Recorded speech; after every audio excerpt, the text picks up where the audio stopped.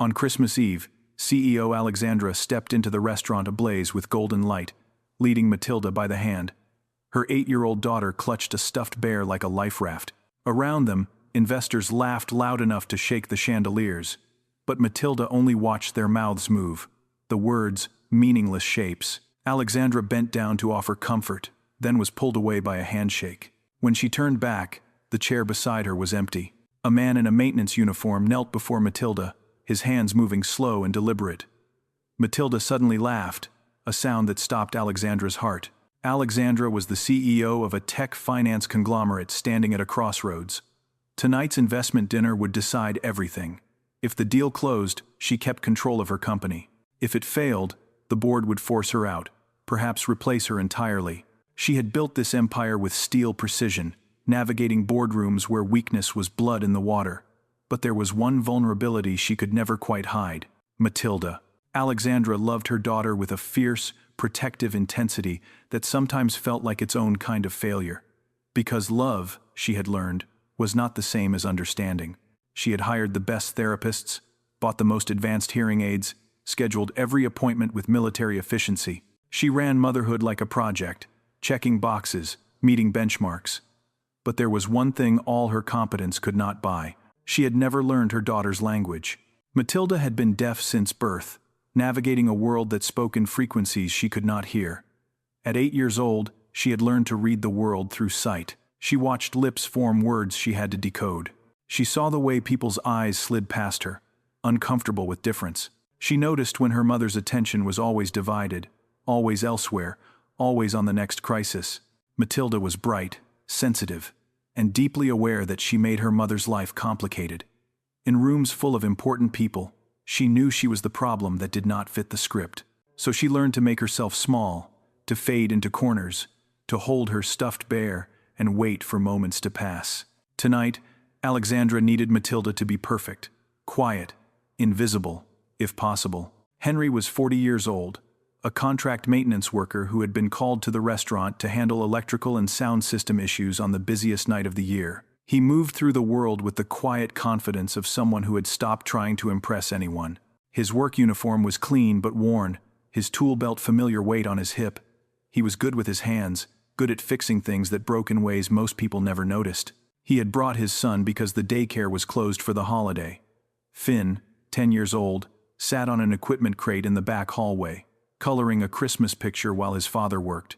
The boy was mature beyond his years, shaped by the absence of a mother and the presence of a father who showed love through presence, not presence.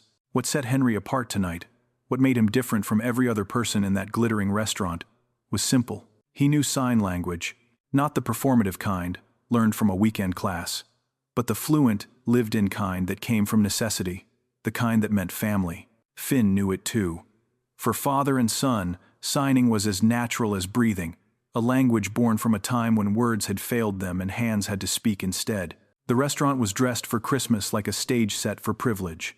A towering tree sparkled near the entrance, its ornaments catching light from crystal chandeliers. Garland wound around railings, and soft instrumental versions of carols played just loud enough to seem elegant. Through floor-to-ceiling windows, snow fell on the Manhattan street outside, muffling the city into something almost peaceful. Alexandra entered with Matilda, both dressed for the occasion. Matilda wore a velvet dress and held her bear, but her expression was the blank one she wore when overwhelmed. Alexandra squeezed her daughter's hand, trying to offer reassurance while her own pulse hammered with pre-negotiation anxiety. Hillary, the company's head of public relations, materialized beside them with the smooth efficiency of someone orchestrating a performance. She leaned close to Alexandra's ear, voice low and urgent. Tonight is about the script: smiles, confidence, control. After 15 minutes of greeting the investors, we can move Matilda to a private room. She'll be more comfortable, and we avoid any disruptions. The words were framed as consideration, but Alexandra heard the subtext. Matilda was a risk, a variable that could not be controlled, something to be managed. Corbin arrived next, a senior board member whose silver hair and tailored suit gave him the appearance of distinguished authority. But Alexandra had learned to read the calculation behind his polite smile. He glanced at Matilda, then back to Alexandra. Tonight is crucial. We need to project stability, unity, No surprises. It was not quite a threat, but it was not quite not a threat either. Alexandra nodded, feeling the familiar tightness in her chest, the feeling of being squeezed between what she wanted to do and what she had to do. The VIP table was positioned near the windows, the best view in the house. Investors were already gathering, men and women who held the power to make or break companies with a single decision. Leon, the key investor, was a man in his 60s with sharp eyes and sharper instincts. He did not suffer fools, and he did not invest in weakness. Matilda was seated beside her mother, but the chair felt too large, the table too high. Around her, adults spoke rapidly, laughed explosively, raised glasses in toasts. She could feel the vibrations of their voices through the table, but the words themselves were lost. Her hearing aids picked up a jumbled mess of background noise, all of it too loud and none of it making sense. She looked at her mother. Alexandra was smiling, nodding, shaking hands, but her eyes never quite landed on Matilda. Not really. Not in the way that meant "I see you." An investor arrived, and Alexandra stood to greet him, leaving Matilda alone in a sea of incomprehensible noise. The child's fingers tightened on her bear. Matilda had learned that when the world became too much, the solution was to find somewhere quieter, somewhere smaller. So when no one was looking, when all the adults were busy performing their important adult rituals, she slipped from her chair and walked toward the back of the restaurant. The hallway near the kitchen was dimmer, less decorated. Service staff moved past with hurried efficiency, but none of them stopped to question a well-dressed child. Matilda found a spot near a door marked "Maintenance" and stood there, holding her bear, letting the relative quiet settle her racing heart. That was when Henry saw her. He had been checking a circuit panel when he noticed the small figure standing uncertainly in the service corridor. She was clearly not supposed to be there, but she did not look lost. She looked like someone who had chosen exile over chaos. Henry approached slowly, making sure she could see him coming. He knew the rules about approaching someone else's child, knew the boundaries of his position as a maintenance worker in a place like this, but he also knew what it looked like when someone was drowning in plain sight. He knelt down, bringing himself to her eye level. He did not speak, did not ask questions that would require her to explain herself to a stranger. Instead, he placed his hand over his heart and signed a simple greeting. "Hello." Matilda's eyes went wide. She stared at his hands like they were a miracle. For the first time all night, someone was speaking her language. She signed back, tentative at first, her small hands fumbling through the shapes. Then, more confidently as Henry responded, his movements patient and clear. Finn noticed from his spot on the equipment crate. He hopped down and joined his father, signing to Matilda with the casual ease of a child who had never known signing to be anything but normal. He asked if she liked the Christmas tree, if she wanted candy canes. Simple questions, asked with simple kindness. Matilda laughed. It was not a loud laugh, but in the relative quiet of the hallway, it was bright and clear and unguarded. The kind of laugh that only happens when someone feels safe. Alexandra had turned back to find her daughter, and instead found her gone. Panic spiked through her professional composure. She scanned the dining room, then the entry, then finally caught sight of Matilda at the far end of a hallway. With a strange man, Alexandra walked toward them, her heels clicking on polished floors, her CEO mask firmly in place. But as she got closer, she saw something that stopped her cold. Matilda was smiling. Not the polite, careful smile she gave to cameras and strangers, but a real smile, the kind that crinkled her eyes and made her look like the child she was. And Alexandra, her mother, the person who was supposed to know her best, had no idea what they were saying. She stood just out of sight, watching her daughter communicate in a language she had never bothered to truly learn. Henry's hands moved with grace and precision, each gesture deliberate and clear. Finn signed with the rapid energy of youth, making Matilda giggle. And Alexandra realized, with a clarity that felt like breaking, that she had been so busy managing her daughter's disability that she had forgotten to meet her daughter where she was. She thought of all the boardroom negotiations she had mastered, all the complex deals she had navigated, all the people she had learned to read and predict and outmaneuver, but she could not read her own child's hands. Henry noticed Alexandra watching. He caught her eye and signed something slow and clear, instinctively knowing she would not understand. His expression was kind but honest.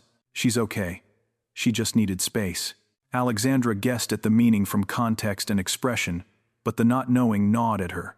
This was what Matilda felt all the time, she realized. This constant work of translation, of guessing, of being outside the language everyone else took for granted. Hillary appeared, pulling Alexandra by the elbow.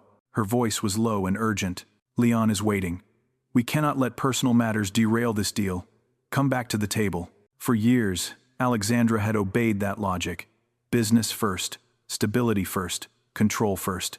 But tonight, something in her resisted. "Wait," she said, just one word. But it felt like breaking a chain. She looked back at Matilda, who was still talking with Henry and Finn, her hands animated, and her expression open. This was her daughter. Not a problem to be solved, not a risk to be managed. Her daughter. The interruption came from Otis, the restaurant manager, who approached Henry with barely concealed irritation. He had been watching the interaction from a distance, worried about protocol breaches and VIP complaints. "You need to return to your work," Otis said quietly but firmly. "This is not appropriate." Henry stood slowly, his demeanor calm. The child seemed overwhelmed. "I was just making sure she was all right." "That's not your job. Please go back to the maintenance area." Before Henry could respond, Corbin appeared, drawn by the commotion. His gaze swept over the scene, taking in Henry's work uniform, Matilda's presence, and Alexandra standing nearby. "Is there a problem here?" Corbin's voice was smooth, but his eyes were cold. "Why is a maintenance worker interacting with the CEO's daughter?" The question hung in the air like an accusation. Several nearby guests turned to look, sensing drama. Hillary seized the moment, whispering to Alexandra, "If anyone takes a photo, if this becomes a story, it will look terrible. A strange man with your daughter at a business dinner." Alexandra felt the vice tightening. On one side, the deal with Leon, her reputation, her control of the company. On the other, Matilda's first genuine smile all evening. She made her choice. Alexandra stepped forward, her voice clear and firm. "He was helping my daughter. I gave my permission." The statement landed like a stone in water. Corbin's eyebrows rose fractionally. Hillary looked stricken. Otis seemed uncertain whether to back down or double down. Matilda noticed the tension. Her smile faded, her hands clutching the bear tighter. Henry immediately signed to her, reassuring her that everything was fine, that she was safe. Finn moved closer to Matilda, creating a protective circle. Corbin did not let it go. "Alexandra, you're turning a business dinner into an emotional scene. We're in the middle of negotiations." Alexandra met his eyes. For the first time, she saw him clearly. Not as an ally, as an opponent. "I'm aware," she said quietly. The moment hung there, unresolved, as Alexandra walked Matilda back to the table. But something had shifted. Some line had been crossed. They had barely returned to their seats when the restaurant's sound system crackled and went silent. The ambient music cut out. Lights flickered overhead. Conversations paused as people looked around, confused. A moment later, a large screen meant for presentation slides went dark. Otis appeared at the table, apologizing profusely to Leon and the other investors. Technical difficulties. They were working on it. It would be resolved shortly. Leon frowned, checking his watch. Other investors exchanged glances, their patience wearing thin. Corbin looked at Alexandra, his expression carefully neutral but his words pointed. "Even tonight, things are falling apart. Are you sure you have control of this situation?" The implication was clear. If she could not manage a simple dinner, how could she manage a company? Matilda reacted badly to the flickering lights and crackling speakers. Her hearing aids picked up the electrical interference, creating a painful feedback loop. She pressed her hands over her ears, her face going pale, her breathing quick and shallow. Alexandra froze, not knowing what to do beyond pulling her daughter close. But proximity did not stop the noise, did not fix the problem. Henry was already moving. He did not ask permission from Otis or anyone else. He simply went to work, Finn trailing behind with a flashlight and work gloves. In the back utility room, Henry opened the electrical panel and immediately saw the problem. Someone had tampered with the connections. This was not wear and tear or accidental damage. Someone had deliberately loosened critical wires, just enough to cause failure under load. He saw fingerprints in dust on the panel, handprints that did not match the pattern of normal maintenance access. Working quickly, Henry bypassed the damaged connections, replaced a blown fuse, and isolated the feedback loop causing the speaker interference. Within minutes, the lights stabilized, and the sound system came back online. He returned to find Matilda still shaken but calmer. He knelt down and signed to her. All fixed. You're safe now. Matilda, without thinking, reached out and briefly held his hand. A child's instinctive thank you to the adult who had made the fear stop. Alexandra watched the gesture and felt something crack inside her chest. This stranger understood her daughter better than she did. As the dinner resumed, Alexandra made a decision. She quietly asked a server to set up a smaller table in a quieter corner of the restaurant, near the windows but away from the main VIP section. Then she walked to Leon and asked for 10 minutes. Something more important than our deal? Leon asked, his tone skeptical. Something that will show you who I actually am, not who I'm pretending to be, Alexandra replied. Leon, intrigued despite himself, nodded. Alexandra led Matilda to the smaller table. Then, in a move that shocked everyone watching, she approached Henry. Would you and your son join us? Just for 10 minutes, if you're willing. Henry hesitated, glancing down at his work clothes, at the VIP section full of people in evening wear. I'm not sure that's appropriate, ma'am. But Matilda was already signing to him, asking him to stay. Finn was nodding enthusiastically, and Alexandra, for the first time all night, looked like she was asking for something she actually wanted, not something she had scripted. Henry agreed. The four of them sat at the small table by the window. Outside, snow continued to fall, turning the city into something softer, quieter. Inside, for the first time that evening, Matilda relaxed. Finn started telling stories with his hands, talking about how he and his father decorated their small Christmas tree, how they made paper snowflakes and strung popcorn. He signed about Santa and reindeer and the cookies they always baked on Christmas Eve. Matilda responded in sign, her movements growing more animated, more confident. She told them about her bear, about her school, about the things she loved but rarely got to share because so few people could understand. Alexandra tried to follow along, tried to join in. Her signing was clumsy, unpracticed. She made mistakes that Matilda gently corrected. At one point, Alexandra signed something backwards, and Matilda actually laughed, not cruelly but with the patience of a child teaching an adult. The sound of that laughter, that forgiveness, nearly broke Alexandra. Henry explained why he knew sign language. He told them about Finn's accident years ago, a fall that had damaged his hearing for months. During that time, sign language had been their only reliable way to communicate. Henry had learned it in hospital waiting rooms and from YouTube videos at 2 a.m, desperate to reach his son across the silence that had fallen between them. There were nights, Henry said, speaking aloud while his hands moved for Matilda's benefit, when the only thing holding us together was the fact that I could tell him I loved him, even if he couldn't hear it. Hands can say things that voices sometimes can't. Alexandra looked at Henry's hands, scarred and oil-stained from years of manual labor. Hands that had learned tenderness out of necessity. Hands that had built a bridge to his son when everything else had failed. Then Matilda did something small but profound. She placed her stuffed bear in Alexandra's lap, a gesture of trust, of invitation, of offering her mother a chance to step into her world. Alexandra understood. She held the bear carefully, like it was made of glass. When Alexandra returned to the main table, Corbin had already set his trap. Another crisis had emerged. A critical USB drive containing financial documents needed for the presentation had gone missing. Security was being called. The VIP area was in controlled chaos. Hillary, whether intentionally or not, directed suspicion toward the back areas. Someone from the maintenance crew was accessing the technical systems. Perhaps we should check if anything else went missing. Eyes turned toward the hallway where Henry had been working. George, the head of security, approached Henry with apologetic but firm professionalism. Sir, I need to check your equipment bag. It's just protocol. Finn stepped in front of his father, protective and afraid. Matilda watched from across the room, her hands gripping the edge of the table, her breathing quickening. Alexandra stood. Stop. He just saved this dinner. He did nothing wrong. But Leon and the other investors were watching, and the optics were terrible. George had no choice but to proceed with the check, even though it humiliated Henry in front of everyone. Otis offered apologies to the VIP guests, but the apologies themselves became an indictment, painting Henry as the problem that needed managing. Finn's eyes filled with tears. He held his father's hand tightly, trying to be brave. Matilda could not stand it. She stood up and walked into the center of the room. In front of all the investors, all the board members, all the people who had spent the evening pretending she did not exist.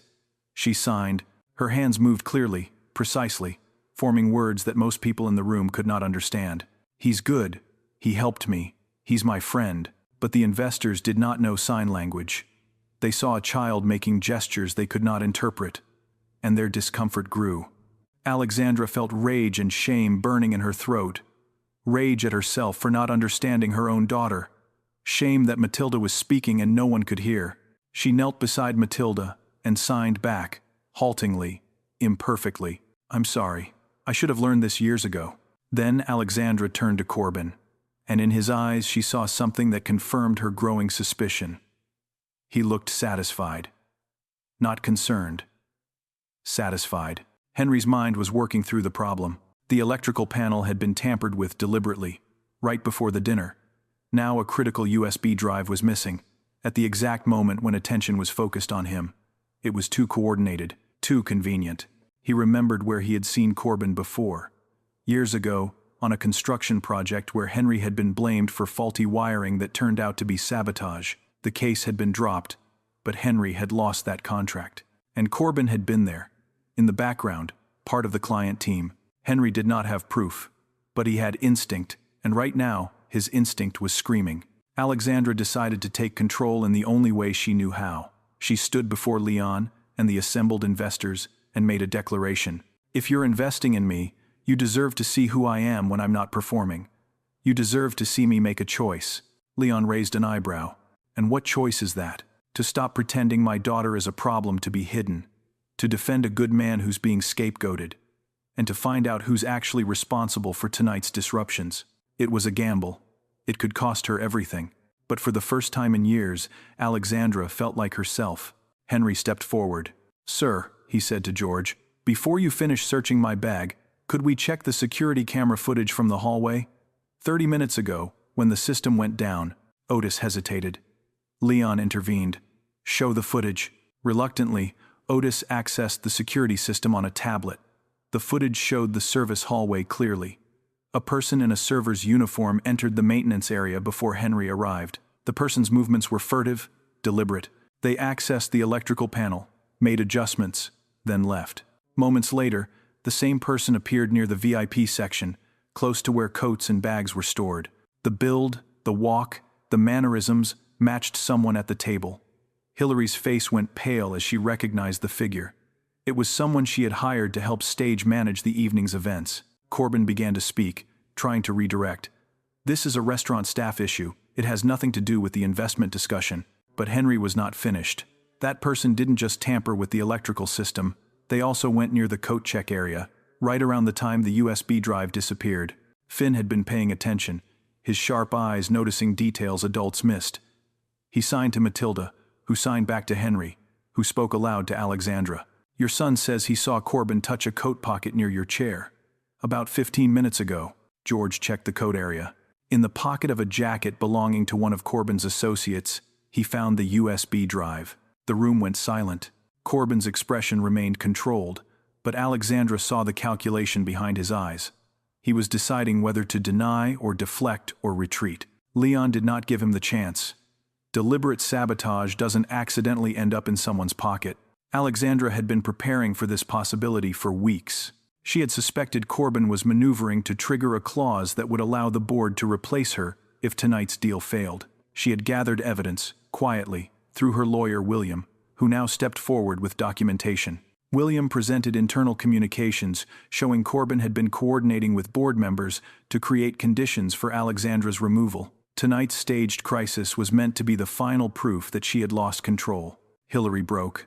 The pressure was too much, and she confessed that Corbin had pressured her to ensure the evening had image problems that could be blamed on Alexandra's instability. The goal had been simple. Make Alexandra look incompetent. Make the investors pull out. Trigger the removal clause. Install Corbin as interim CEO. But they had miscalculated. They had not expected Alexandra to choose her daughter over the script. They had not expected a maintenance worker to find the evidence. They had not expected Matilda to speak up. Matilda stood and began to sign again. This time, Alexandra did not need Henry to translate every word. She understood enough. "Mom, I want you to stay. I want you to see me. I'm not a secret." The words, spoken in silence, carried more weight than anything said aloud all evening. Leon watched the exchange. When Matilda finished, he nodded slowly. Not with pity, with respect. A CEO who protects her child in front of investors is someone who can't be manipulated easily, he said. That's the kind of stability I invest in. After the dinner, consequences unfolded with swift precision. Corbin was suspended from the board pending a full investigation into corporate misconduct. Hillary was terminated, her carefully crafted career dismantled by her own choice to enable sabotage. Alexandra did not hide what had happened. She released a statement acknowledging the attempted coup and her own failures as a mother who had prioritized image over connection. More importantly, she enrolled in sign language classes, not the weekend crash course kind, the real kind, the committed kind.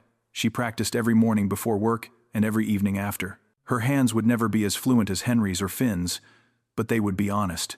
She established a foundation to support deaf and hard-of-hearing children, but she was careful not to make Matilda the face of it. Her daughter was not a mascot, she was a child. Henry received a formal apology from Otis and the restaurant management. They offered him a long-term contract with better pay and flexible hours. But what mattered more to Henry was that it was not charity. It was recognition of his skill and his character. Alexandra offered Henry a position as accessibility consultant for her company, helping to create systems and spaces that worked for everyone. The hours were flexible, the pay was fair, and most importantly, it was built on mutual respect, not gratitude or pity. 2 weeks after Christmas, Alexandra invited Henry and Finn to a small gathering at her home. Not a business dinner, just dinner. The four of them sat in Alexandra's living room, which was simpler and warmer than the sterile elegance of the restaurant. A modest Christmas tree stood by the window, decorated with a mix of expensive ornaments and handmade paper snowflakes that Matilda and Finn had created together. Matilda reached up and hung a new ornament on the tree, one she had made herself. It was a simple design, 2 hands reaching toward each other, fingers almost touching. Alexandra knelt beside her daughter and signed, slowly but clearly, "I love you." Matilda signed back, then reached for Henry and Finn, pulling them into a circle. The 4 of them stood together, and Matilda taught them all a single sign, one word that carried the weight of everything that had happened, everything that had changed: family. Their hands moved in unison, speaking a language that needed no sound, only presence, only connection, only the willingness to learn how to reach across silence and find each other. Outside, snow continued to fall on the city, covering everything in clean white. Inside, in the warm glow of Christmas lights, 4 people who had been strangers weeks ago discovered what it meant to truly see one another, not through the lens of power or position or performance, but through the simple, profound act of learning to speak each other's language. Matilda's bear sat on the mantel, watching over them, a symbol of what she had needed for so long: safety, understanding, home. And for the first time in as long as she could remember, Alexandra was not thinking about the next meeting, the next crisis, the next move in the chess game of corporate power. She was thinking about how her daughter's hands looked when she laughed, how Finn's eyes lit up when he told stories, how Henry's patience had built a bridge where Alexandra's competence had failed.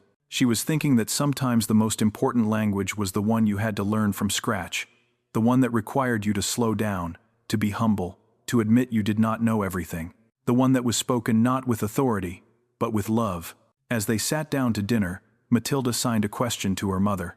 Alexandra did not understand every word, but she understood enough. "Are you happy?" Alexandra signed back, her movements still clumsy, but her meaning clear. "Yes, I'm learning." Matilda smiled, the same bright, unguarded smile she had given Henry in that hallway weeks ago, the smile that had changed everything. And in that smile, Alexandra saw what she had been missing all along.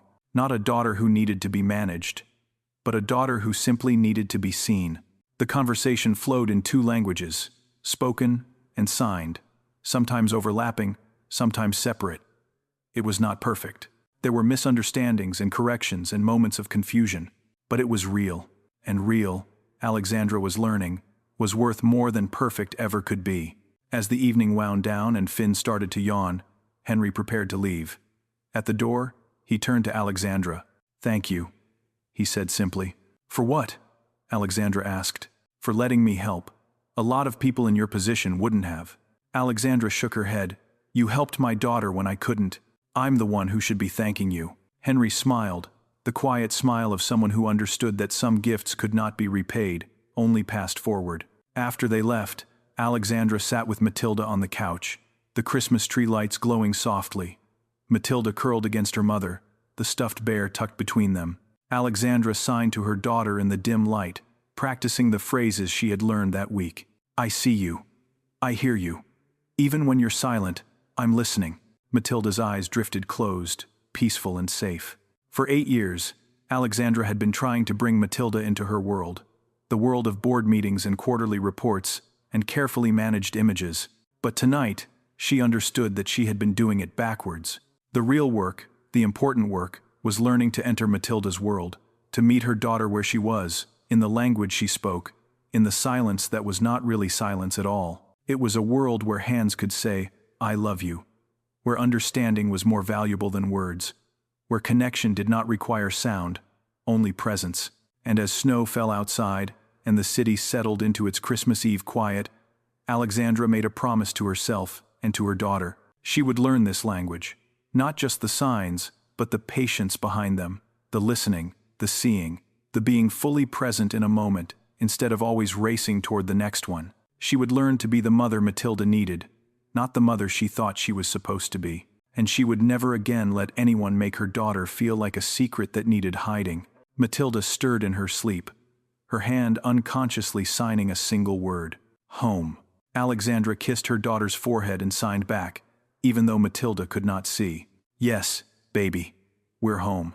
And for the first time in longer than she could remember, it was true.